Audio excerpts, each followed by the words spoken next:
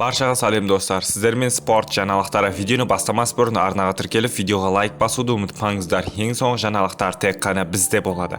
Головкиннің командасындағы боксшы 12 нокауты бар қарсыласпен айқасады.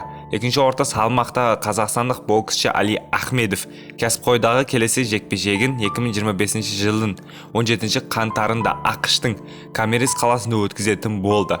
боксшы.com мәліметінше, Алидің қарсыласы америкалық Рональд Эллис болады. Ал жекпе-жекте 10 раундқа есептелген. Бастапқыда қазақстандық боксшы рингке 25 қаңтарда оралатыны айтылған еді. Алайда енді ол бір апта бұрын айқасатын болды. Жекпе-жегін кешін Геннадий Головкиннің бұрынғы промоутері Том Лефлер ұйымдастырады. Ал трансляция UFC Fight Pass жүргізеді. Сіздермен спорт жаңалықтар болды. Арнаға тіркеліп видеоға лайк басуды ұмытпаңыздар. Ең соңғы жаңалықтар тек қана бізде болады.